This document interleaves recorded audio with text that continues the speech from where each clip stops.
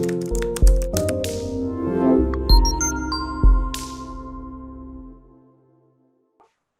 is Valerie VanBooven with the Senior Care Industry Netcast, where leaders with 3 or more years in the senior care industry share their advice in just a few minutes. So let's get to it.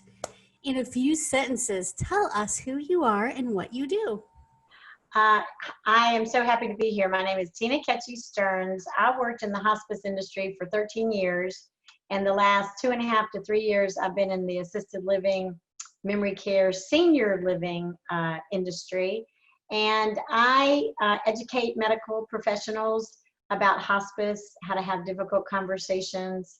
They really don't love those conversations. That's not why they went to medical school. And so they really struggle with it. And, you know, we got boomers coming along. There's 10,000 of us turning 65 every day. So my goal is to help these people in the next 20, 30 years not hate their jobs, because they're having so many of those end-of-life conversations simply because of our aging population. So that's the bulk of what I do.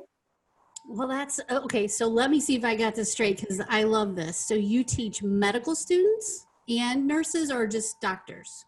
Medical professionals, whether they're students or practicing physicians, nurse practitioners, physicians assistants, nurses, anybody that is working with patients and families that have a potentially life-limiting illness.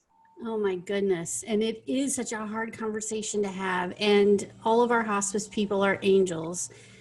We've had some really nice, some very good medical directors of hospices on here. And it does take a special person in a special kind of way to talk to folks during these difficult times.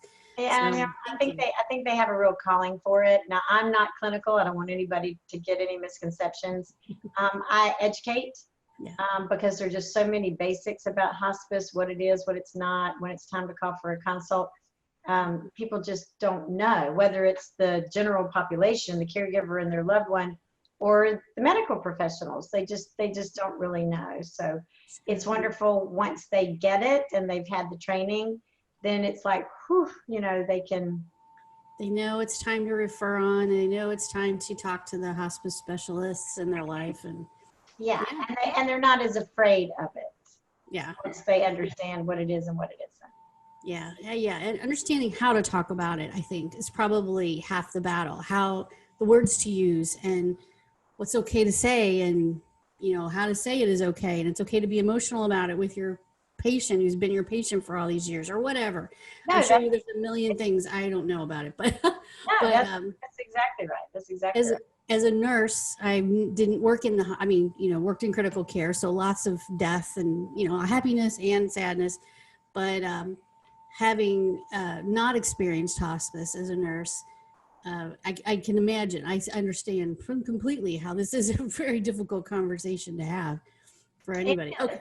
That's amazing. So thank you for being an educator and helping all of us in the medical profession be better stewards of our resources and understand how to talk to folks who are in this difficult place. So that's I mean, I love it. They really need their medical providers to be there to love and support them when they need it the most. And if the medical professional is just really tripping over their tongue or just uncomfortable with the whole topic, they can make it difficult. So what I like to say is I like to turn the most dreaded conversation of the day into one of their most rewarding, meaningful conversations they'll have all day. How nice is that? That is so nice. What a great way to approach this. Oh, yes, we need 1,000 more of you all over the place. We sure do. That's right.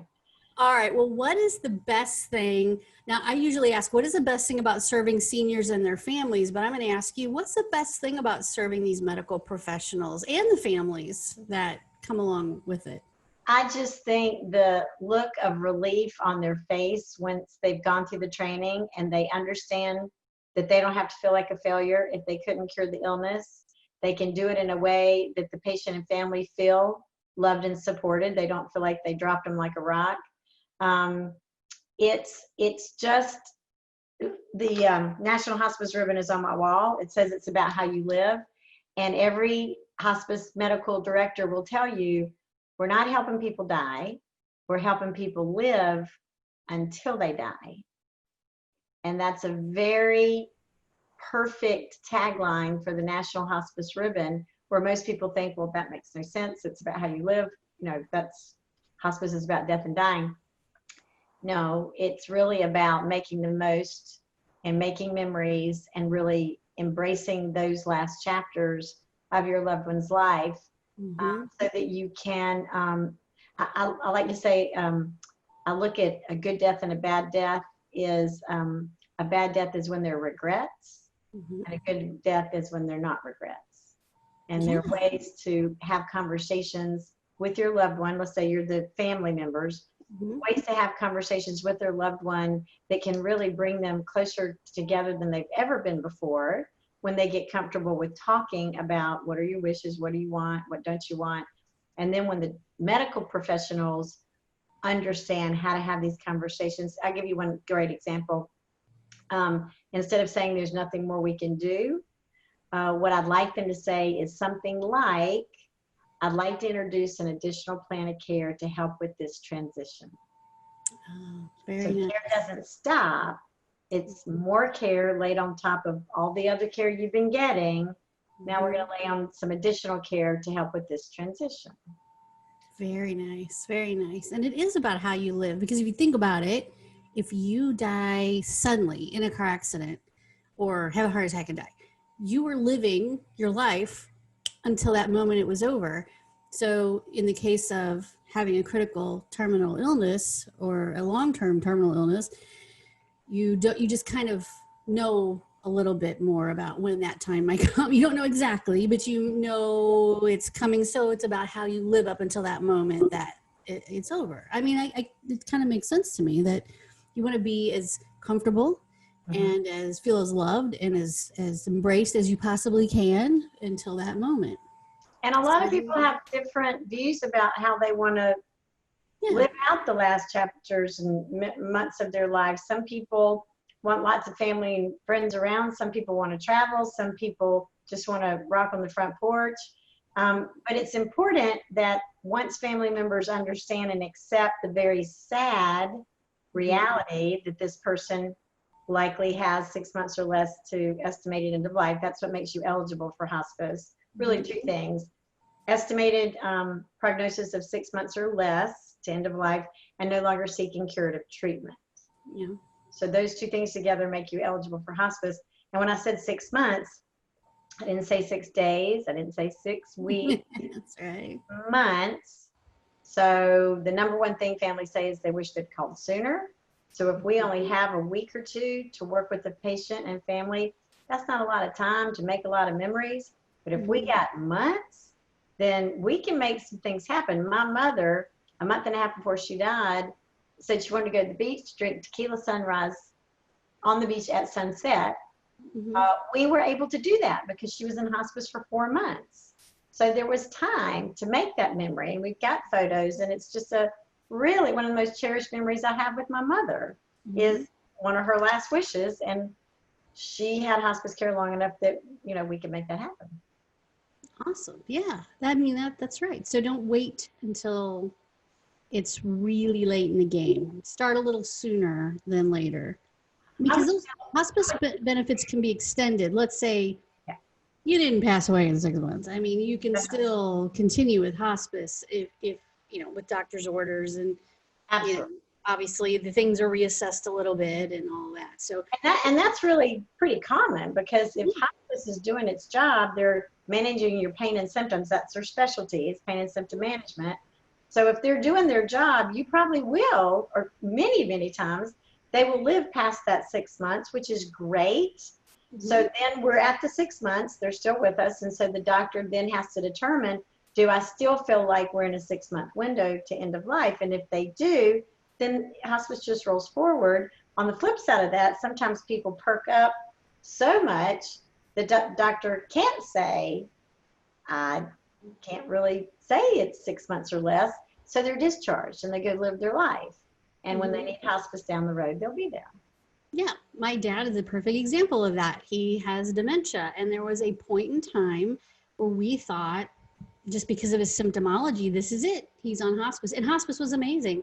And it, long story short, transitioned over to a nursing home where he had 24-hour care, and they were able to do things that the family wasn't able to do. So manage his medications better, wean him off some things that were giving him symptoms that were making him look like he was at the end of his life. Right. So once they weaned him off a few things, then he perked up and went from a few months and he was off of hospice. And now, although he still has dementia and he needs to live with 24-hour care, he's not that sick. I mean, he's, Right. yeah. So it can go either way. I totally see that. But we were very prepared and very pleased that hospice was so supportive and willing to do anything that they could to help him manage whatever symptoms he was having and help his wife and all those things. So Yeah, that's great. Great Happens a lot. It does. okay, so obviously I told you I talk a lot, so there you see how that works. Okay, so I'm going to switch gears for just a second and talk about online marketing. It's hard for us to do things in person right now, especially, but generally speaking, what has been your experience with online marketing? I'm sure that you do a lot of your stuff is online, especially now. Well, in fact, this whole Zoom situation, I do a weekly video blog. I try to keep it to less than 5 minutes, hopefully more closer to 3 minutes, on topics ranging from advanced care planning, hospice and palliative care, senior living, caregiving, and grief. And so I just kind of mix those topics up week by week by week. But every single Tuesday, I post a video blog. And that's been the best online marketing that I've been able to come up with. It's kind of like a video newsletter, if you will, but I also put it on social media and LinkedIn, Twitter, that kind of thing. And that to me has been the best way for me to connect with the most people. But again, keeping it short and consumable. If it's a weekly thing, they don't want to listen to 20 minutes every week.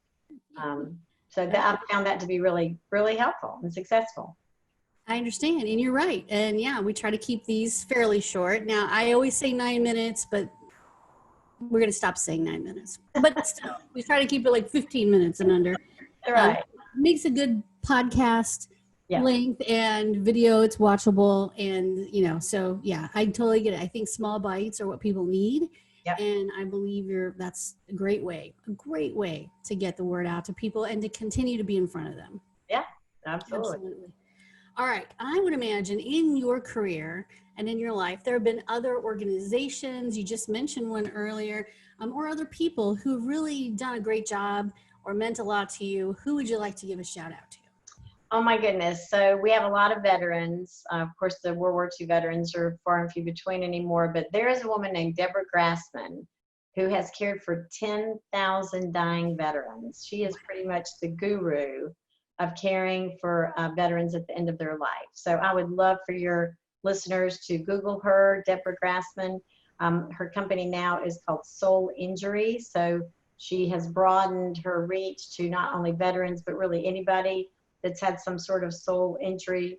Like an example might be a child that was terribly bullied and they carried that on into their adult life. But she's fabulous. And then there's a wonderful doctor. He's retired now, but his name is Dr. Edward Shaw, and he's in Winston-Salem, where I am. He co-authored a book called, hold on now, because I have two books in my head. Many people have heard the book, The 5 Love Languages. That's by Dr. Chapman. So Dr. Chapman and Dr. Shaw together wrote a book called Keeping Love Alive as Memories Fade, The 5 Love Languages and the Alzheimer's Journey. Wow. So Dr. Shaw was using the love languages in his counseling of Alzheimer's patients and their families. Oh. And then these two men got together and with another gal wrote this book that is amazing. So Keeping Love Alive as Memories Fade, The 5 Love Languages and the Alzheimer's Journey. It was really about Dr. Shaw's wife, Rebecca, who passed away after 9 years with Alzheimer's. So it's a fabulous book. He's a wonderful fellow speaker, everything. I mean, there are many, many people. I mean, I can't even begin to name all the people that have been wonderful influences. But Deborah Grassman, and Dr. Edward Shaw are at the top. All right. Thank you. Thank you for doing that. And what I always tell people is we ask you for a shout out for organizations or people or whoever means a lot to you, because we can learn from that. And we will definitely make sure we Google those people. And I always highlight them. We post our videos. So people will be able to see those names and learn more about those folks and the books that they've written. It will help so many professionals and consumers. So, all right. What piece of advice would you give to senior care providers or healthcare providers of any kind who are especially dealing with end-of-life issues? Well, the first thing I want to say is with this COVID situation, it amazes me how many families think because they can't do a face-to-face visit with their loved one, just may not even go by and go to the window, or, oh my goodness, that's so not true. The seniors really need to know that you love them, you miss them, you're still there for them. So please, if your loved one is in a senior living community, or even if they're just isolation in their own home, go to the window, do the window visits. There's this great product called Eversound that a lot of communities have, that is headphones that the family member would have on and the resident would have on, and there's a little transmitter thing. Anyway, the sound quality is such that you forget there's glass in between you. So it's really wonderful. So please, just because of COVID, just because touching and face-to-face visit is not possible, please go by. Even if you like take a little gift, chocolates or fruit or whatever, and you have a picture of the family on there, or just anything to make sure those seniors know you're thinking about them. That is extremely important. The other thing for caregivers is caregivers are really bad at taking care of themselves. And I have this medicine woman gal, White Star woman, who I've worked with for 10 years now.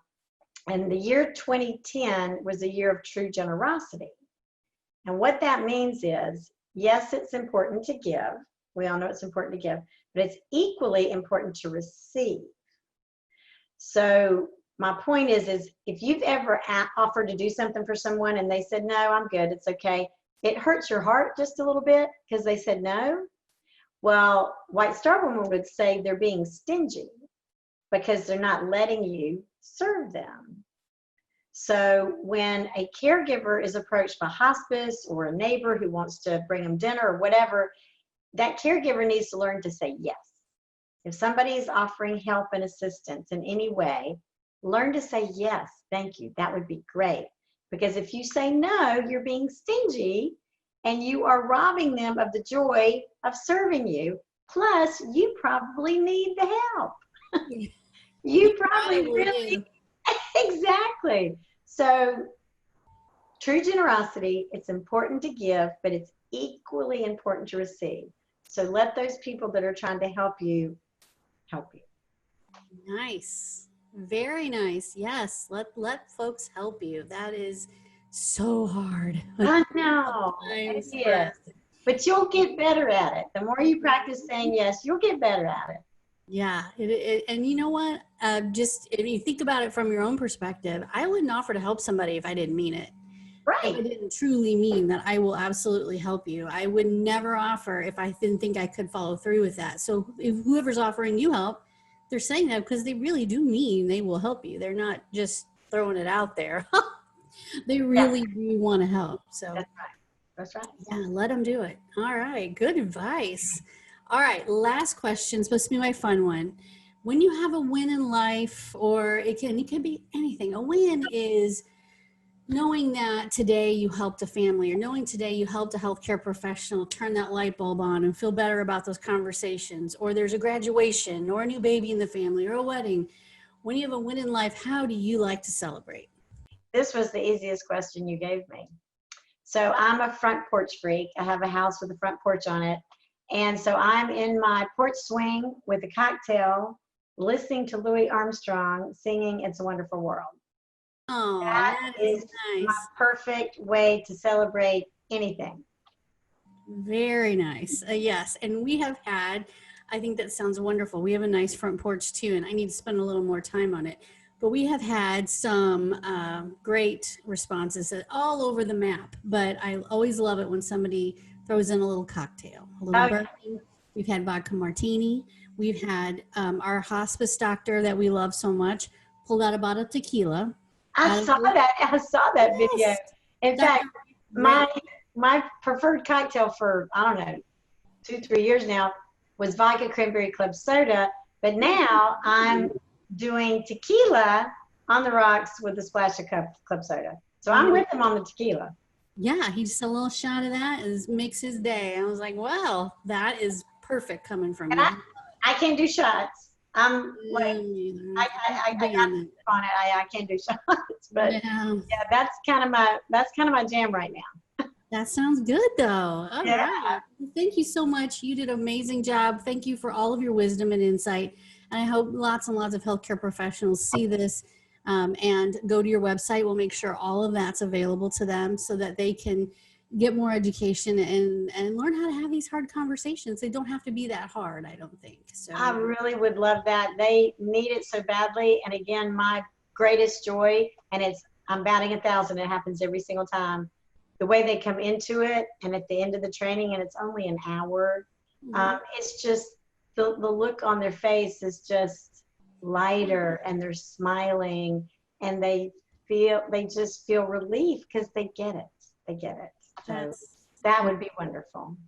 Well, thank you so much for being on the show. We appreciate it, and keep us updated on things with you and how things are going, and let's do this again. I would love it. Thank you so much. I really appreciate it, Valerie.